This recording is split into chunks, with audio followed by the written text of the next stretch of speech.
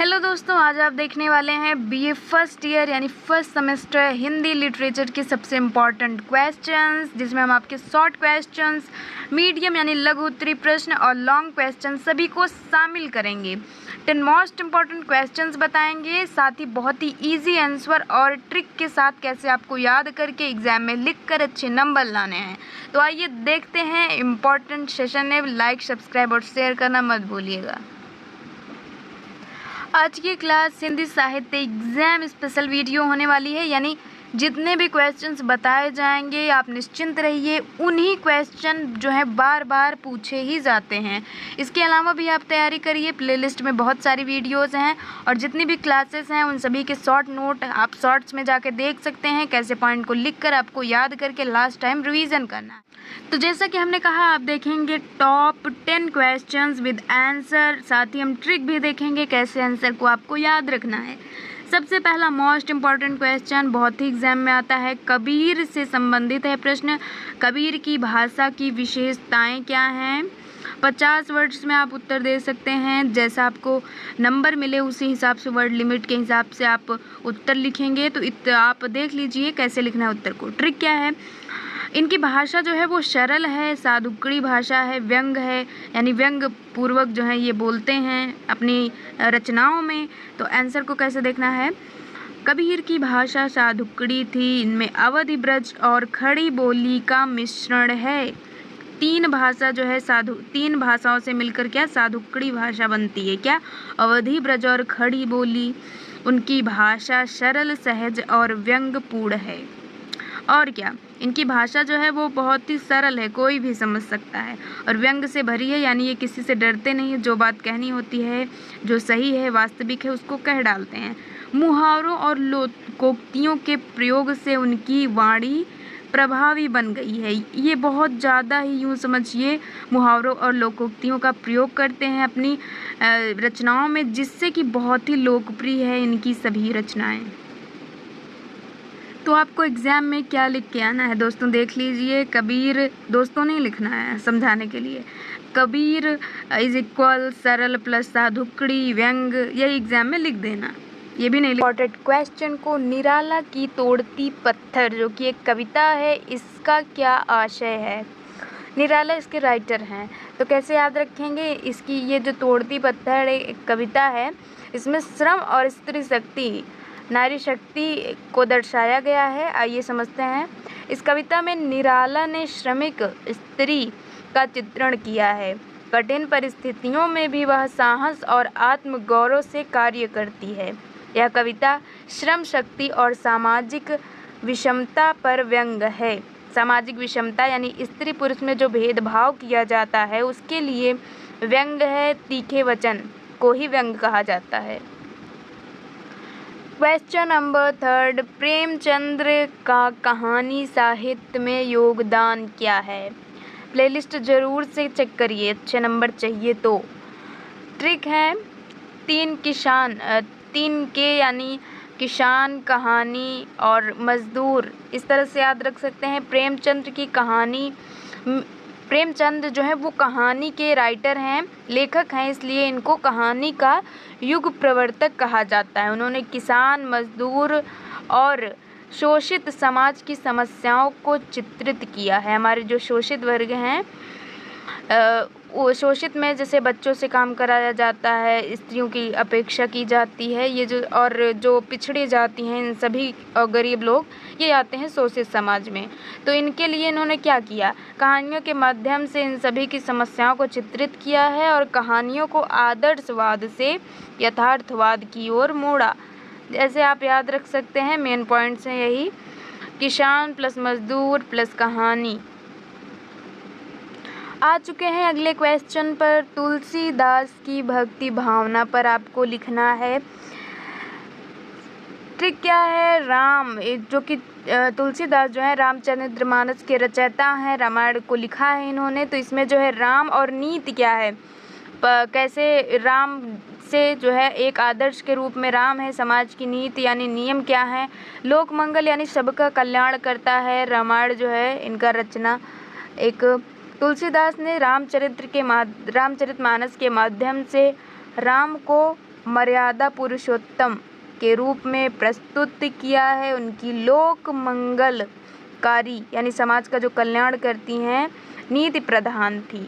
जैसा कि कहा जाता है कि रामायण में राम को मतलब एक जैसा होना चाहिए, एक राजा को, एक पुत्र को, एक पति को, एक भाई को, वो सभी गुण राम के अंदर थे। राम के माध्यम से ही तुलसीदास ने हमें यह सीख दी है, नियम बताया है कि कैसे समाज में रहना चाहिए जिससे सभी का कल्याण हो यानी लोक मंगल हो। ऐसे याद रखें। तुलसी ने सरल भाषा में भक्ति भाव को व्यक्त किया है। अगर आपने रामायण सुना होगा तो आप जानते ही होंगे, जिससे यह जन जन तक पहुँचती। सभी लोग जानते हैं रामायण के बारे में। उनकी भक्ति वैष्णव परंपरा और नैतिक मूल्यों से जुड़ी है।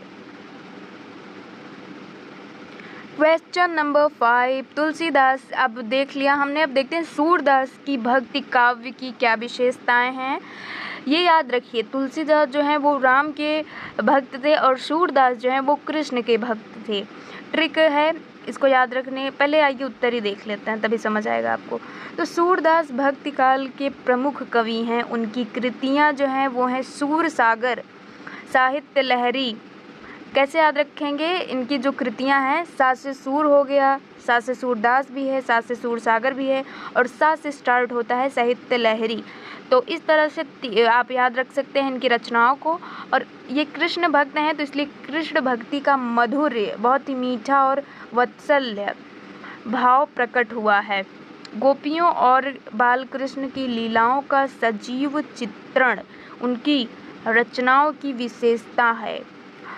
ये गोपियों के साथ कैसे रहते हैं, इन सभी बातों को दिखाया गया है इनकी रचना में। उनकी भक्ति साख्य और मधुर भाव पर आधारित है, जिसमें बताया जाता है श्री कृष्ण के जीवन लीलाओं के बारे में। वो गोपियों के साथ क्या क्या कैसे खेलते थे, रहते थे और गोपियाँ उनके बारे में कैसा फील करती थी, महसूस करती थी, इन सभी के बारे में। और जब वो छोड़कर चले गए जहाँ वह रहते थे, सभी इन सभी के बारे में है। आप लेसन पढ़ेंगे तो आपको समझ आएगा। अगली वीडियो हम इसी लेसन पर लाने वाले हैं।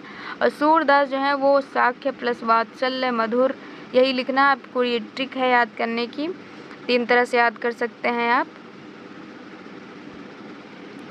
आ गए हैं क्वेश्चन नंबर 3 पे, जिसमें की है मैथिली शरण गुप्त के काव्य जो हैं, जो उन्होंने कविता या काव्य लिखे हैं, निबंध लिखे हैं, उसमें राष्ट्रीय चेतना का क्या महत्व है या राष्ट्रीय चेतना कैसे इन्होंने राष्ट्र के लिए अपनी काव्य रचनाओं में। काव्य का मतलब यही होता है जिसमें निबंध आता है, कविताएं आती हैं, ये सभी होते हैं। इन सभी को मिला के आपका काव्य बनता है। अब देखते हैं ट्रिक क्या है। भारत भारती राष्ट्रीय गान, ये इनकी 2 राष्ट्रीय चेतनाओं से संबंधित रचनाएं हैं। मैथिली शरण गुप्त को राष्ट्रीय कवि कहा जाता है। अगर आपका जैसे MCQ बेस्ड बहुविकल्पी प्रश्न से संबंधित आता है क्वेश्चन पेपर में प्रश्न, तो ये पूछा जा सकता है कि राष्ट्र कवि किसे कहा जाता है। तो याद रखिए मैथिली शरण गुप्त। और इनकी कृतियाँ क्या हैं? भारत भारती में स्वतंत्रता आंदोलन और देशभक्ति। ये देशभक्त थे यानी देश के ऊपर इन्होंने बहुत सी रचनाएं की हैं।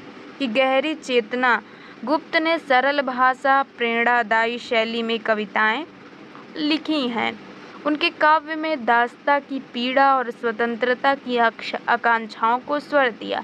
अब चूंकि ये मैथिली शरण गुप्त जी जो हैं, जब हमारा देश आज़ाद हो रहा था उस समय ये सभी रचनाएं हुई थी, तो उस समय देशभक्ति का एक जुनून होता था लोगों के अंदर स्वतंत्रता पाने का। तो इसलिए इन्होंने अपनी रचनाओं में इन सभी आकांक्षाओं को जो है वो शामिल किया है। देखते हैं क्वेश्चन नंबर 7 है प्रश्न नंबर। जयशंकर प्रसाद की कामायनी एक रचना है, इसके महत्व के बारे में आपको लिखना है। बहुत ही फेमस है, आप 6 क्लास से इसके बारे में पढ़ते आए होंगे जयशंकर के। अब देखते हैं आंसर कैसे लिखना है। कामायनी जयशंकर प्रसाद का एक महाकाव्य है। हमारे हिंदी साहित्य में जो है वो कामायनी जो है वो बहुत ही पॉपुलर है, एक महाकाव्य कहा जाता है। इसमें श्रद्धा, ईड़ा जैसे हमारे रामचरितमानस बहुत ही पॉपुलर है और अनास्तिक जैसे प्रतीकों द्वारा जीवन का चित्रण हुआ है। इसमें क्या है, जैसे पूछा जाएगा कि कामायनी में किसका वर्णन है, तो इसमें जीवन का दर्शन जो है वो इसका चित्रण हुआ है। ये आपने 12th क्लास में भी पढ़ा होगा। यह चिंता प्रधान काव्य है जिसमें मनुष्य के मानसिक और दार्शनिक पहलुओं का विश्लेषण मिलता है। कामायनी हिंदी साहित्य का दार्शनिक धरोहर है। अगर आपको क्लास पसंद आ रही है, सब कुछ आसानी से समझ में आ रहा है, तो आगे आपको क्या करना है, लाइक शेयर कमेंट ज़रूर करना है। और ये इम्पॉर्टेंट क्वेश्चंस हैं, इनको नोट डाउन करके रख लीजिए, लास्ट टाइम रिवीजन के लिए आपको बहुत काम आने वाला है। अबे नागार्जुन की काव्य विशेषताएं, चूँकि ये जितने भी क्वेश्चंस हैं ये आपके प्रीवियस ईयर क्वेश्चन पेपर और मॉडल क्वेश्चन पेपर से शामिल किए गए हैं, तो इसलिए ट्रिक कैसे याद रखेंगे। अब नागार्जुन एक राइटर हैं हिंदी के बहुत ही फेमस, तो इनकी काव्य में इनकी जो रचनाएं उनकी क्या विशेषताएं होती थी। तो ये एक जन कवि कहे जाते हैं। इन्होंने अपनी रचनाओं में किसान और मजदूरों का जो संघर्ष है इसके बारे में वर्णन किया है। तो आंसर देखते हैं, नागार्जुन को जन कवि कहा जाता है। उनकी कविताओं में किसानों और मजदूरों के संघर्ष का चित्रण है। समाज की विषमताओं और राजनीति पर उन्होंने तीखा व्यंग किया। भूख और बादल को घेरते देखा जैसी कविताओं की जनवादी चेतना को दर्शाती हैं। ये इनकी पॉपुलर जो हैं रचनाएं हैं। भूख और बादल को घिरते देखा, दो बहुत ही इम्पोर्टेंट हैं ये।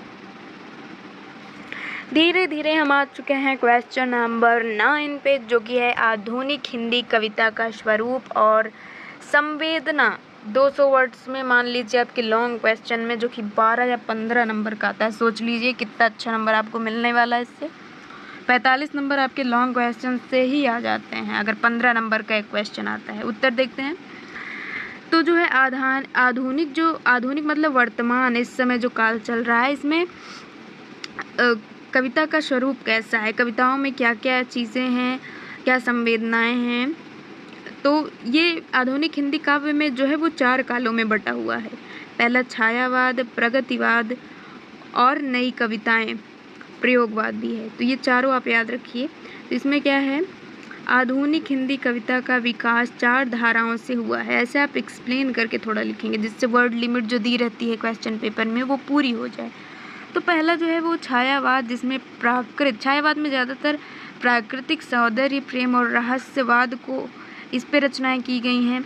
फिर छायावाद के जो प्रमुख कवि हैं निराला हैं, जयशंकर प्रसाद हैं, सुमित्रा नंदन पंत, महादेवी वर्मा, ये प्रमुख कवि हैं। दूसरा काल हमारा जो आ जाता है वो है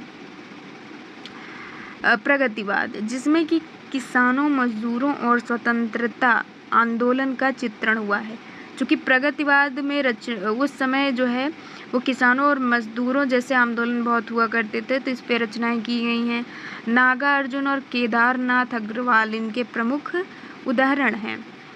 तीसरा काल हमारा आता है प्रयोगवाद, जिसमें आधुनिक जीवन की जटिलताओं, जीवन में जो समस्याएं हैं व्यक्ति की अनुभूतियाँ, व्यक्ति का एक्सपीरियंस जो वो महसूस करता है, को स्थान दिया। अज्ञेय के प्रमुख प्रतिनिधि हैं। अज्ञेय जो हैं इस काल के प्रमुख कवि कहे जाते हैं। तो इस तरह से अब सबसे चौथा जो काल है हमारा आधुनिक हिंदी काव्य में वो है नई कविता का युग, जिसमें अस्तित्व बोध, सामाजिक विडंबनाओं का चित्रण किया गया है। मुक्ति बोध इसके प्रमुख कवि हैं। आप 1 या 2 कवि जरूर से याद रखिए। और क्या विशेषताएं हैं कालों की, ये बहुत ही पूछा जाता है एग्जाम में, आपके ध्यान रखिएगा। तो अब मास्टर की क्या है इसको याद रखने की, मॉडर्न पोएट्री यानी आधुनिक जो काव्य है। CPP, C से आपका क्या हो जाता है, सबसे पहले छायावाद, P से प्रगतिवाद, फिर P जो है उसका प्रयोगवाद, और N से आ जाता है आपकी नई कविता। PPN याद रखिए, ये क्वेश्चन चुटकियों में सॉल्व कर सकते हैं एग्जाम में। तो इसी के साथ हम आ चुके हैं अपने सबसे लास्ट क्वेश्चन पर, जो कि है प्रेमचंद्र कहानी साहित्य के युग प्रवर्तक। अभी तक हमने शॉर्ट में इसका आंसर देखा था, लेकिन लॉन्ग में देख लीजिए, ये लॉन्ग में भी बहुत ज़्यादा पूछा जा सकता है। सबसे पहले इनकी कहानियाँ आप कुछ याद कर लीजिए, चूँकि ये कहानियों के युग प्रवर्तक कहे जाते हैं। तो इससे कौन कौन सी कहानियाँ इनकी बहुत फेमस हैं वो हैं ईदगाह, पूस की रात और कफन। ये 3 पॉइंट्स आप ज़रूर याद करिए। फिर है प्रेमचंद्र को हिंदी कहानी का युग प्रवर्तक कहा जाता है। ये कहानियों के लिए बहुत ही ज़्यादा जाने जाते हैं प्रेमचंद्र। इन्होंने आदर्शवाद से यथार्थवाद की ओर कहानी को मोड़ा है। किसानों, मजदूरों, स्त्रियों और शोषित वर्ग की पीड़ा उनकी कहानियों में मिलती है। अब ईदगाह जो इनका एक बहुत ही पॉपुलर कहानी है, आपने ज़रूर सुना ही होगा। हामिद की संवेदना जो अपनी माँ के लिए जाता है, मेले से चिमटा लेके आता है, बहुत ही अच्छी कहानी है। किसान संघर्ष और किसान के संघर्ष और पूस की रात में किसान जो होता है उसके संघर्ष क्या होते हैं, मौसम को लेके, इन सभी चीज़ों का जिक्र किया गया है। अब कफन में गरीबी और सामाजिक विडंबना का चित्रण है। उनकी भाषा सरल और पात्र जीवंत है। इन रचनाओं में जो भाषा वो सरल भाषा है और जीवंत मतलब आप जब इसको सुनते हैं तो ऐसा आप एक कल्पना करते हैं कि हाँ ऐसा ऐसा हो सकता था, इसी को जीवंत कहा जा सकता। प्रेमचंद्र ने साहित्य को समाज का दर्पण बना दिया। इतना सब कुछ लिखने के बाद आप सबसे लास्ट में एक लाइन लिख देंगे जो कि आपके क्वेश्चन में पूछा गया है, क्वेश्चन में पूछा गया था, तो इस तरह से आप लिख सकते हैं प्रेमचंद्र। तो ये तो थे मोस्ट इम्पॉर्टेंट क्वेश्चन, 10 क्वेश्चन जो कि आपके एग्ज़ाम में बहुत बार रिपीट होते हैं। ज़रूर से याद करके जाइए इसको और बहुत ही अच्छे नंबर लेके आइए। मिलते हैं नेक्स्ट क्लास में और हाँ, तब तक एग्ज़ाम की खूब अच्छे से तैयारी करिए, खूब अच्छे से मार्क्स लेके आइए। हिंदी की प्लेलिस्ट चेक करना मत भूलिएगा, बहुत ही इम्पॉर्टेंट क्वेश्चन पेपर्स हैं जिनका सल्यूशन कराया गया है। और भी किसी डाउट के लिए ज़रूर से बताइए कमेंट करके।